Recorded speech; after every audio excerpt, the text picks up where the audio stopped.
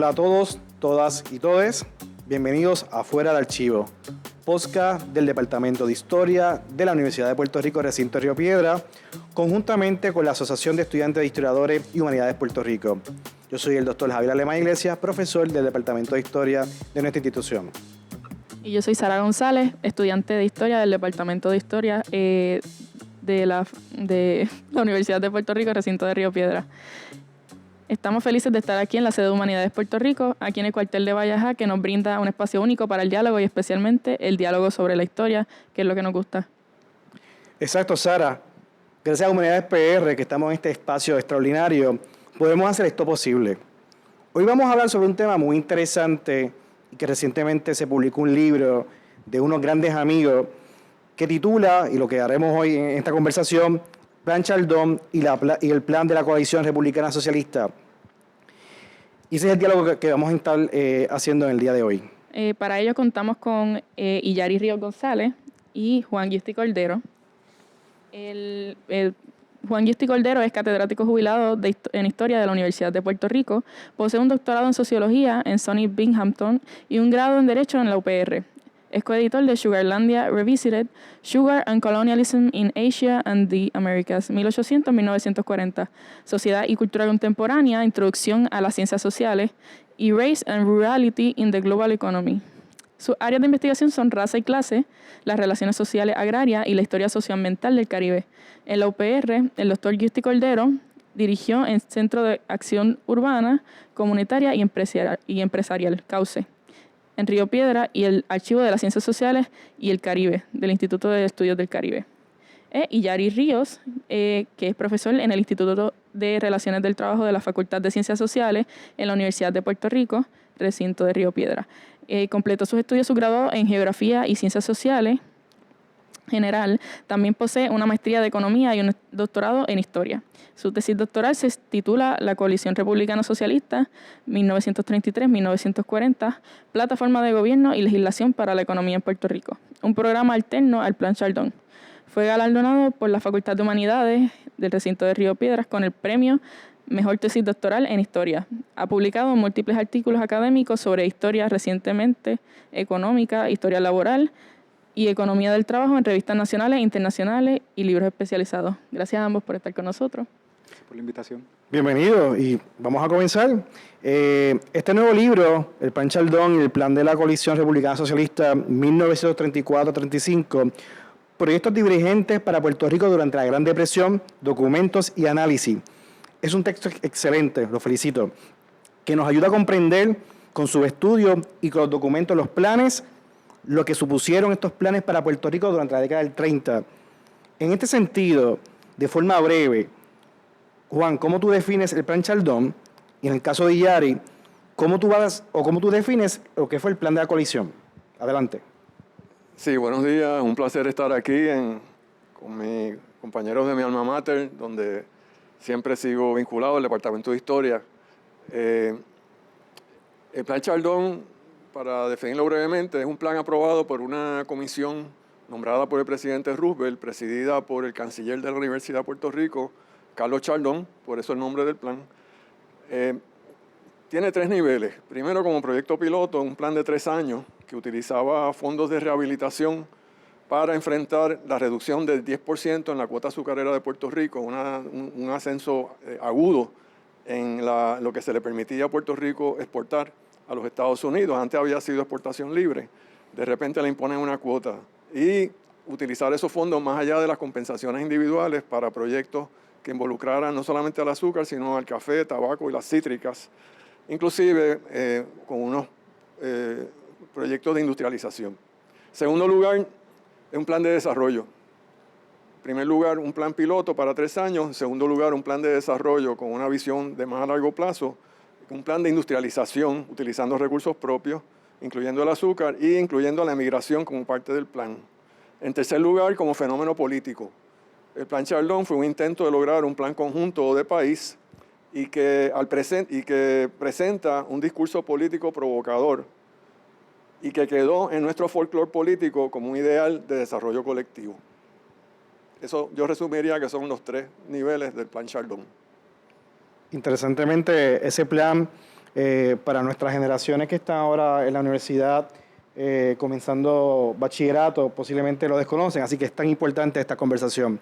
Y Yari, ¿cómo tú defines entonces el plan de la coalición? Sí, el plan de la coalición fue fundamentalmente una respuesta de un sector político, social y económico del país a la propuesta que se realizó a través del Plan Chardón. El Plan Chardón se produce primero que el plan de la coalición, y lo interesante es que cada uno de esos planes, presentan una propuesta de país hacia el futuro, ¿verdad? Un contexto de depresión económica, un contexto de crisis, una propuesta de cuál es su visión de futuro, ¿verdad? Con respecto a Puerto Rico. En el Plan Chardón participaron unos sectores sociales, unos sectores políticos, unos sectores económicos específicos, que no necesariamente, ¿verdad?, tenían la misma mirada que el plan de la Coalición Republicana Socialista, que fue elaborado por una comisión legislativa, una comisión económica legislativa, con representación principalmente del Partido Unión Republicano, pero también del sector socialista. Así que yo brevemente describiría el plan de la coalición como una propuesta de país alterna a lo que proponía el plan Chardón. Interesante, porque en este momento histórico necesitamos propuestas a nuestras realidades actuales, así que esta conversación va a ser sumamente extraordinaria.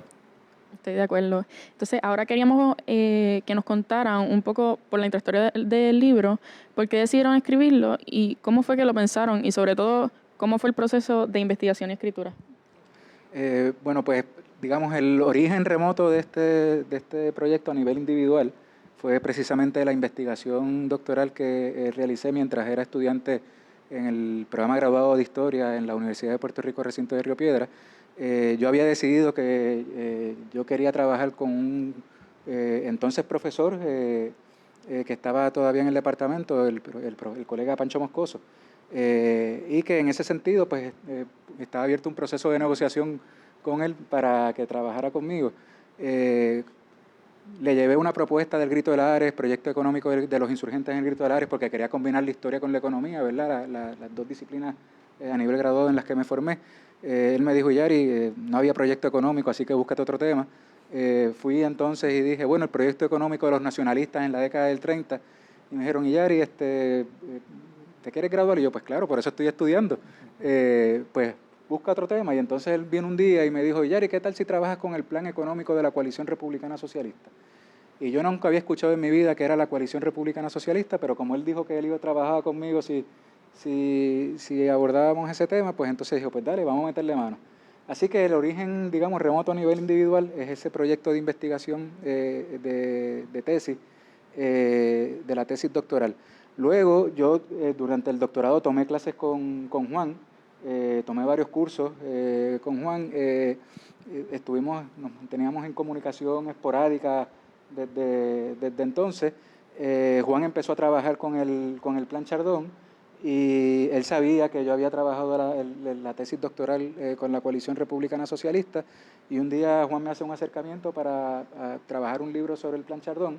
Y le dije, bueno, pero ¿qué te parece si mejor lo hacemos del Plan Chardón y el Plan de la Coalición? Porque son dos textos que están vinculados, están relacionados en su origen, ¿verdad? Por lo menos el Plan de la Coalición con el Plan Chardón, pero también en términos históricos. Y nos parecía que era una buena idea hacer esta publicación de un libro que incluyera, ¿verdad?, los dos planes íntegros y que estaban inéditos hasta el momento, por lo menos en un solo tomo, en un libro, y que estuviera disponible para la consulta de los estudiantes, profesores, investigadores y público en general, y además acompañado por unos ensayos de Juan y mío, Juan con un ensayo del Plan Chardón y yo con un ensayo del Plan de la Coalición. Los planes no estaban disponibles, ¿verdad? El Plan Chardón estaba solamente en inglés, en fotocopia, en algunas bibliotecas. Había sido publicado en español en el 34, en el periódico El Mundo, en un domingo del periódico El Mundo, en páginas enormes. Y el plan de la coalición nunca había sido publicado, excepto en un tomo de la legislatura, que Yari después puede contar cómo fue que lo encontró, porque tampoco era algo que era público. Increíblemente, dos planes tan importantes de la década de los 30. Pues excelente. Para continuar con este asombroso texto que han publicado recientemente con el apoyo de Humanidades PR, a nosotros nos gustaría que puedan comentarnos un poco de esos detalles económicos y sociales de los planes. Nos interesa sobremanera cómo fue el apoyo político en estos planes particularmente y cómo fue esa recepción hacia quienes lo redactaron, hacia quién estaba dirigido esos planes y ese apoyo, ¿verdad? Cómo lo posicionaron estos partidos. Yo creo que es importante conocer a menor escala quiénes son esos sectores y esa fricción que hubo en este contexto histórico durante la década del 30. Déjame hablar un poco antes de pasar, porque se nos quedó de la pregunta anterior, cómo yo llegué al tema también, porque es interesante y tiene que ver con la Universidad de Puerto Rico. Yo me interesé en el rol de un profesor universitario en la comisión, Rafael Fernández García, que era profesor del Departamento de Química, y resultó ser que él fue la cabeza fundamental en el Plan Chardón y en el diseño de las propuestas, porque era un experto en agricultura, en suelos, en química. Y Chardón y el otro miembro de la comisión también, Meléndez Muñoz, eran también expertos de agricultura. Los tres estaban muy vinculados a la Universidad de Puerto Rico. Así que me interesó en momentos de la crisis de la universidad, allá en el 17, 18, 19, me interesó el rol que jugó la universidad en un momento tan importante para Puerto Rico. Y por ahí fue que yo entré, buscando cuál fue la aportación de este profesor universitario. Hice un artículo en Diálogo, en 80 grados. Y entonces por ahí fue que me encaminé. Apoyos, como tú preguntabas, de la comisión. Es importante que la comisión tenía representación bipartita, tanto de los liberales, Chardón y Fernández García, aunque no eran activistas, pero los dos estaban identificados con el Partido Liberal. Y el tercer miembro, muy importante, que muchas veces se olvida, era de la coalición, que era Menéndez Ramos, que era de hecho comisionado de Agricultura de la coalición. Así que él participó en esa comisión a contrapelo de las ideas de muchos de sus correligionarios. Pero sobre eso, Ayari puede hablar más sobre los apoyos respectivos, ¿verdad? En los alineamientos políticos que había en ambos planes. Sí, yo pienso que antes de mencionar los apoyos, un poco cuál era la propuesta de cada plan en términos resumidos, ¿verdad? El Plan Chardón era una propuesta económica y social para el país para diversificar y ampliar la base productiva, e incluso para industrializar la economía de Puerto Rico, pero con una base agrícola todavía importante y fuerte, porque era la columna vertebral de la economía de Puerto Rico en aquel momento. Identificaba como problemas fundamentales para la situación económica del país el monocultivo azucarero y la propiedad de la tierra, la concentración en la propiedad de la tierra.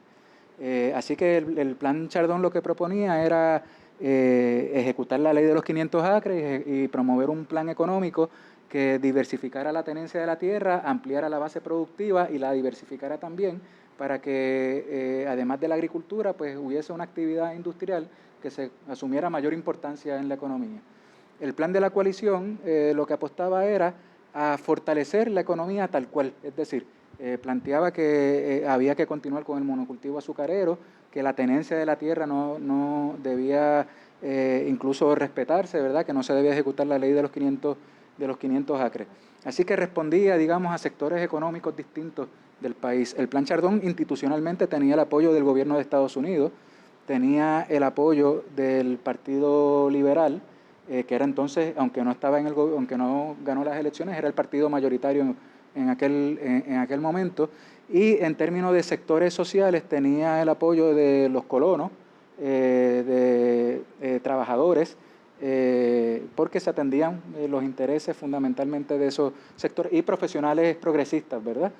En el caso del plan de la coalición, institucionalmente tenía el apoyo de la coalición republicana socialista, aunque la coalición republicana socialista en su composición era muy heterogénea. Estaba el Partido Unión Republicano, que tenía unos vínculos más estrechos con la industria azucarera, ¿verdad? Y estaba el Partido Socialista, que aspiraba a representar los intereses de los trabajadores, pero dentro de la coalición el sector dominante era el sector republicano, y eso se refleja en el plan de la coalición. Así que institucionalmente el plan de la coalición tenía el apoyo de la coalición republicana socialista, pero concretamente del Partido Unión Republicano, el apoyo de las centrales azucareras y los grandes terratenientes, ¿verdad? Y de los sectores más conservadores del país. Así que por eso decimos que son dos planes que se deben leer en conjunto, discutir en conjunto, analizar en conjunto, porque es como si fuera una conversación en aquel momento, de verdad, de distintos sectores del país ofreciendo alternativas hacia el futuro. Y como bien señalaste ahorita, Javier, algo que en un momento de crisis como nos encontramos en este momento, vemos que no está presente, ¿verdad? Que no tenemos esa discusión de futuro, de cuál es el plan, el proyecto económico de país que tenemos. Pues podemos decir que de la alianza, de la coalición, estaba Rafael Martínez Nadal, liderando el Partido Republicano, Bolívar Pagán, Ilsa Pantí, y al otro lado, Antonio Rey Barceló y Luis Muñoz Marín, ¿verdad? Que son contraparte en estos esfuerzos. En la coalición estaba el sector socialista, que las principales figuras dentro del sector socialista era Santiago Iglesias Pantín, que era el comisionado residente entonces, Bolívar Pagán, que estaba en el Senado, y habían otros dirigentes socialistas de importancia, Prudencio Rivera Martínez, que estaba como secretario del Trabajo.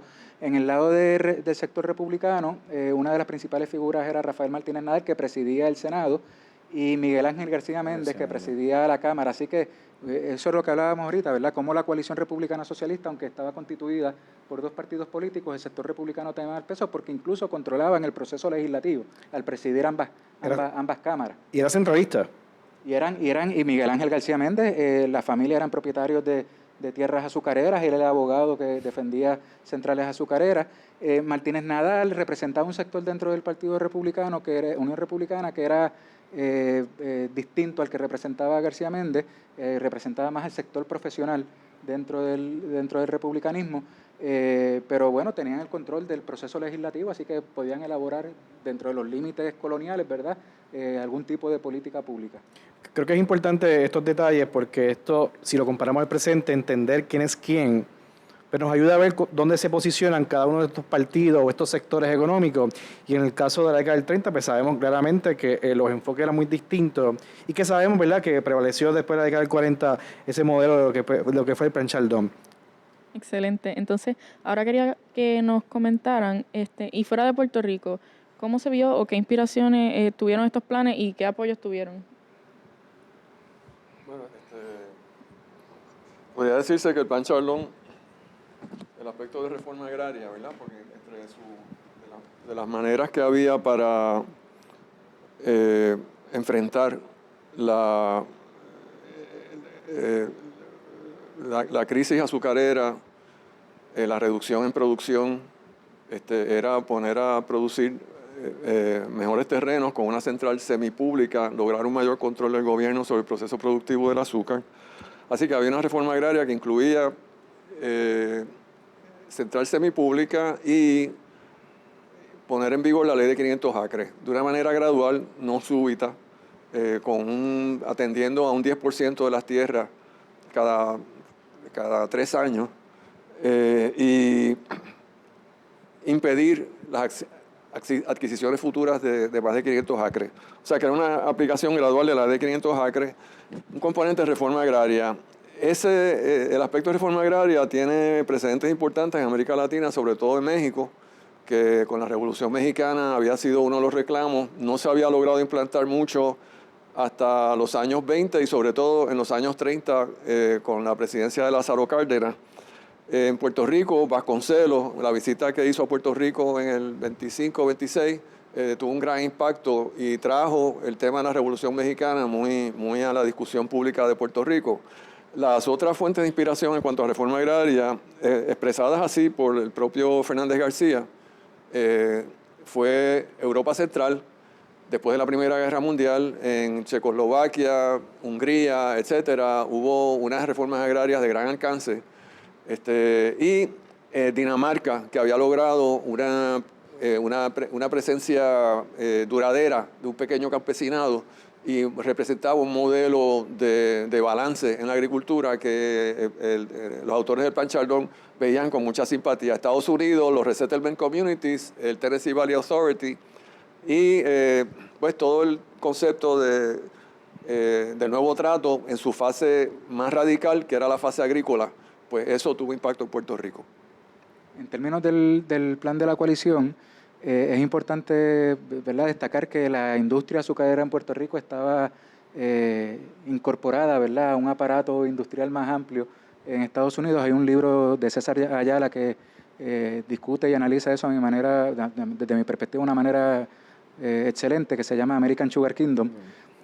Así que el plan de la coalición tenía el apoyo, ¿verdad?, de un aparato azucarero en Puerto Rico, con sus representantes también de Estados Unidos. Sin embargo, dentro de la coalición republicana socialista, el sector socialista no apoyó ese plan de la coalición. Santiago Iglesias Pantín, que era el comisionado residente, incluso en su ejercicio de representar a Puerto Rico en el Congreso de Estados Unidos, le dio su apoyo al Plan Chardón, porque entendía que el Plan Chardón respondía mejor a los intereses de los trabajadores y las trabajadoras que el plan de la coalición. Además, el plan de la coalición no tenía un elemento que era fundamental y no era negociable para los socialistas en aquel momento, que era la ejecución de la ley de los 500 acres. En todo caso, en el plan de la coalición se proponía la ampliación de la tenencia de la tierra en lugar de la reducción de la tenencia de la tierra. Es importante. El plan Chardón fue un dolor de cabeza para la coalición, ¿verdad?, porque partía las lealtades de los dos componentes.